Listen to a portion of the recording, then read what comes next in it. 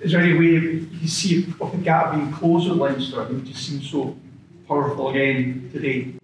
Look, they're 8 years ahead of everybody else. They've started this process way back when I think I was still coaching Benetton. They were already 2013, and they were already on top of their game, and with Joe Smith bringing in certain structures and certain expectations. They've got an unbelievable feeding source here from the schools that's here, a huge academy. Their budget is different than ours, and I'm not complaining here. That's not what I'm saying. So, but that is facts.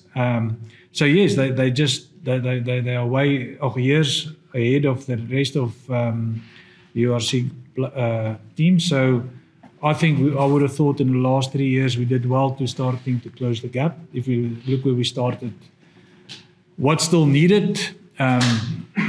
We're gonna try and sort that out in the preseason, and we're gonna take the lessons learned from tonight. But again, it's a class outfit.